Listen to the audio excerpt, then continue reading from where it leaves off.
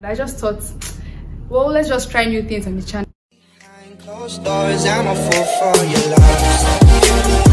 Hi guys, welcome back to my YouTube channel, OG Talks. If you're new here, my name is Ogochukwu, and if you're not new here, thank you for tuning in today.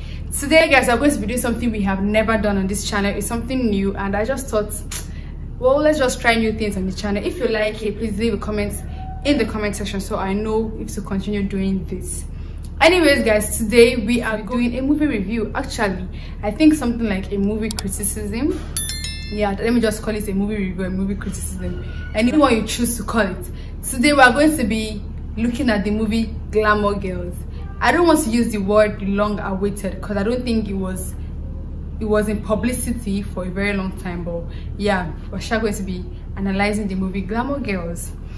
And before I go further, I just want to say I'm very proud of Nollywood. Me, I usually watch Nollywood movies, especially the blockbusters and the ones that make their way into Netflix. I mean, for you to get into Netflix, I feel like a movie is a big deal. So I'm very proud of Nollywood for that. Honestly speaking, I can see they are doing better when in terms of location, in terms of costumes, they're actually doing much better, and I am really proud of them. Anyway, before I start to criticize the movie, I just have to first of all point out the good things in the movie. Personally, I feel like in terms of their financial budget, it was good because we could see that their clothes, their costume was actually nice. You know, they are supposed to be looking wealthy, and for me, their clothes depicted wealth, depicted money. It showed that they were chopping life. And I feel like the locations, you know, places they used, the houses they used, the houses they picked was actually very good for me. And I don't know about you guys, but when I'm watching a movie, there are specific reasons why I watch the movie. It could be the actor, it could be the producer, it could just be the name of the movie. You know, maybe the name has this suspense that comes with it. I don't know. As for Glamour Girls, the major reason why I watch Glamour Girls is because of number one, the producer. Yeah, the producer of Glamour Girls is Abimbola Craig. I knew her from Skinny Girl in Transit. Oh my god, YouTube is supposed to be paying me right now for watching their web series. So I knew her from Skinny Girl in Transit. She was also the producer of Game On. If you watch YouTube series, you know what I'm talking about. She was also the producer of Game On. She was in Skinny Girl in Transit. She was basically a member of the Ndani TV family, basically. So I knew her from that, and I loved her acting, so I usually follow her up. So as soon as I heard that she was the producer of this movie, I mean, this is somebody I like. Why won't I give her movie a shot? So I decided to watch it because of the producer. And then I don't know about you guys, but for me, there are certain actors that, you know, push me to watching the movie. In this movie, I love Nse. She's a mother woman that acts, basically. She's good. Like, her acting is beautiful. I can't wait for her to actually win an award. And I love Sharon Oja too. She's a rising star and she's really doing well. So I feel like those three people are the major reasons why I actually watched the movie. And to an extent, their trailer was enticing. So because of those three people and the trailer and, you know, just the beauty basically in the trailer, that's basically why I decided to hop into this movie. So moving on to the criticism aspect, I feel like the major problem, which is the first problem, is that there was no storyline. Okay, yes, what are we watching? Okay, it's Glamour Girls. It's basically about girls that are following, or women or ladies that are following sugar daddies and chopping life. Okay, but what is the storyline? Is somebody supposed to die? Is somebody supposed to, I just feel like there was no storyline. I just feel like it was a thing of, okay, you know how sugar daddies and their girlfriends act. Okay, let's just put it together and act. You get? So I feel like first of all there was no storyline, and then there was no depth. It was just basic. It was just there. Okay, yes, this is what sugar daddies and their babes do. Okay, we get it. They live lavish, they enjoy their lives with money that their sugar daddies gave them. They travel. Okay, we get it. But what's the depth to the movie? Like, what actually are we looking forward to in the movie? I feel like there was no depth and there was no storyline for me.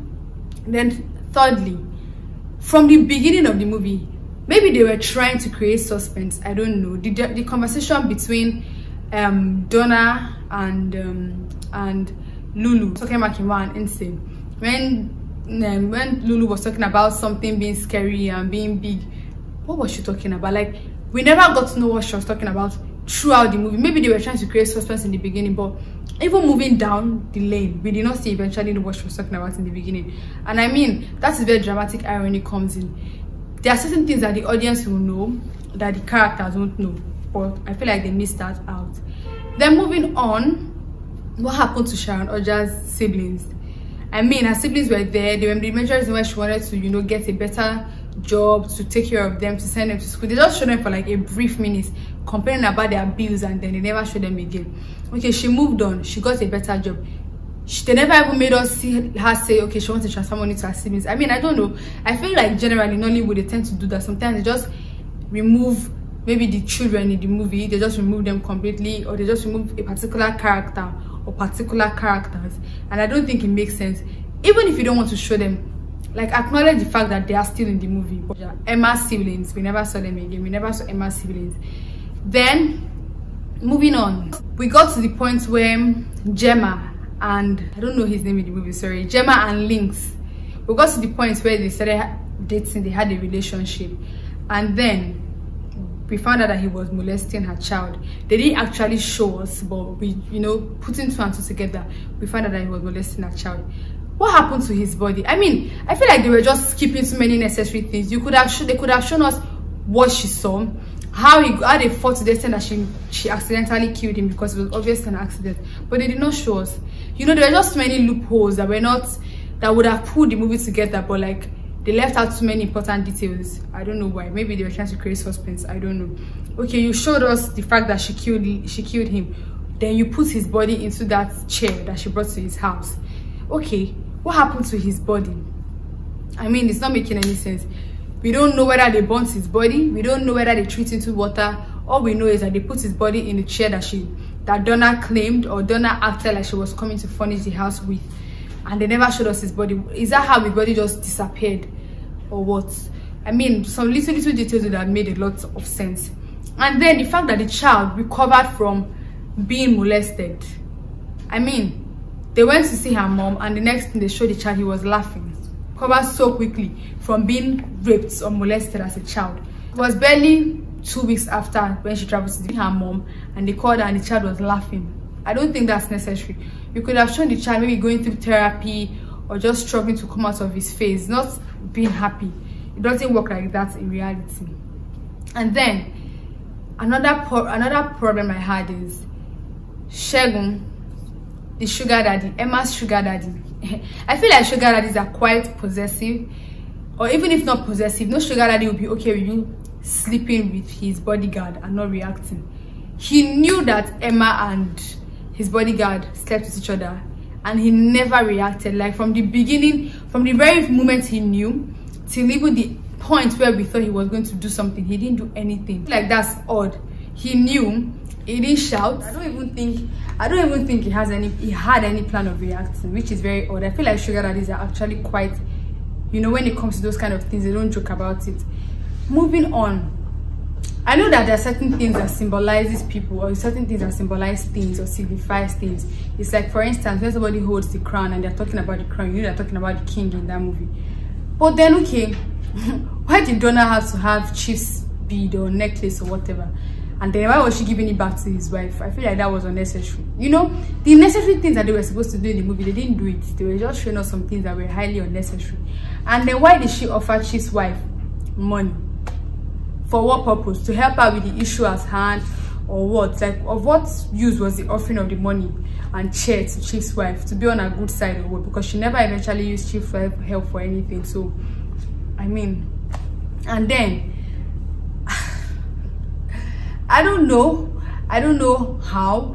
Okay, I feel like Ince's husband was just a puppet. She was probably funding his lifestyle, and that was why he could do anything that, you know, that was why she could tell him to do anything she pleased. But then when she started having issues, there was the point that she was trying to run away or something. Why? Okay, what happened to them? What happened to the husband when she tried running away? Did he lose everything? Did he get everything? Did he steal some of her money or what? What happened to the husband? And then those two ladies, those ministers in the sugar girl activities, of what purpose was their role? Like, what were they doing in the movie? Because I don't think anybody helped Donna with the whole money scandal. So what were they doing in the movie? Like, what was their function in the movie? They showed them for like, let's just say 5 minutes. Why? What were they doing in the movie? What's the point? I feel like the time and investment they put into that particular scene could have been you know, invested in showing us what happened to Alex's body. Alex happens to be Lynx in the movie. You could have been, you know, invested in showing us what happened to his body instead of showing us those men. I don't think those men had any role to play in the movie. And then, how on earth can we explain how Donna stole all that money? There were like flash drives present at that point. When did she steal it? Okay, let's say you did not want to use dramatic irony. You could have used the technique of flashback. You could have shown us what happened, maybe taking us back, shown us how she stole the money, what she did, if she bribed the tech guy or something. Because how did she steal 6 billion? I think it was 6 billion naira. How did she steal it on the spot there? And then what happened to Tony and Lulu? Because Lulu's husband even caught her. He came to her shop, he caught her, and he saw whatever he saw in her, I don't know, maybe her office or something. They never showed us what he saw. Did he see dogs? Did he see any man pooing in her mouth or pooing in another person's mouth? Or did he see multiple men? Like some very, very little things that they thought wasn't important just ruined the whole movie. Because if we had seen what was in that room, I feel like the whole movie would have made more sense, kind of. We didn't see it. And then her husband took their kids, went out of the country again. And then when Donna had the whole money issue, she decided to leave Donna. To go where?